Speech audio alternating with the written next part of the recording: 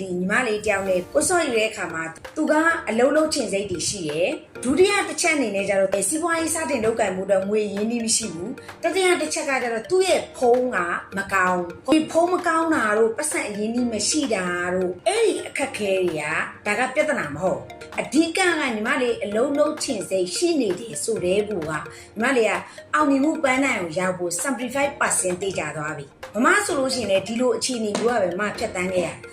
ကိုကသူများတွေအောင်မြင်လို့လိုက်အောင်မြင်ကြမျိုးမဟုတ်ဘူးသူများလှုပ်လို့လိုက်လုံးမှမျိုးမဟုတ်ပဲနဲ့ကိုယ်တိုင်ကိုယ့်ရဲ့ခံယူချက်ကိုယ့်ရဲ့စိတ်အားထက်သန်မှုကိုယ့်ရဲ့ body desire ကိုယ့်ရဲ့ပြင်းထန်တဲ့စိတ်ဆန္ဒတစ်ခုသာလေမမတို့ရဲ့ဘဝကိုနေရာတနေရာကိုအရောက်ပို့ပေးနိုင်တဲ့စွမ်းအားပဲကိုစီမှာဘာမှမရှိသေးတဲ့ကိုက0အခြေအနေတခုဆိုလို့ရှိရင် hero ဖြစ်ဖို့အတွက်မတို့ကဘာတွေလုပ်ရလဲဆိုတော့တင်ယူလေးလာမှုတွေကိုအရင်လုပ်ရတယ်ဒုတိယတစ်ချက်အနေနဲ့ကျတော့ခြေရာခံတဲ့အလုပ်တွေကိုလုပ်ရတယ်ကိုအခုနေ့စဉ်ဖုန်းသုံးနေတဲ့အချိန်မှာသူများတွေအခု TikTok မှာပဲဖြစ် Page မှာပဲဖြစ်သဘောကျတဲ့ idol တွေရှိမယ်သူတို့တွေဘလို့တိုးတက်ပြောင်းလဲသွားလဲဆိုတဲ့အချက်လက်တွေကိုသူတို့ရဲ့နီးနာမိတ္တရာတွေကိုတွားပြီးတော့သူတို့ခြေရာခံရတယ်ဆယ်တန်းအောင်လို့ဘွဲယူပြီးတယ်ကမှ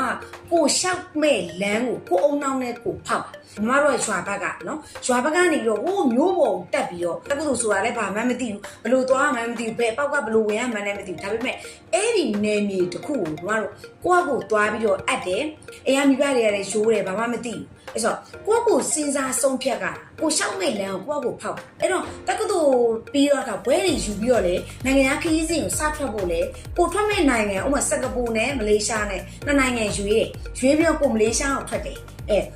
အဓိကကတော့ကိုရှောက်မဲ့လမ်းကိုအုံနောက်နဲ့ကိုဖောက်တာကြီးပဲအဲ့ဒီလျှောက်တဲ့လမ်းမှာဖောက်တဲ့နေရာမှာငါတို့ပြင်ပန်းတာတွေရှိတယ်ခက်ခဲတာတွေရှိတယ်နာကျင်မှုတွေနာကြီးမှုတွေရှိတယ်လဲချခဲ့တာတွေရှိတယ်အမှားတွေရှိတယ်အရှုံးတွေရှိတယ်ခက်ခဲတွေရှိတယ်ပြဿနာတွေရှိတယ်ဒုက္ခတွေရှိတယ်တောကတွေရှိတယ်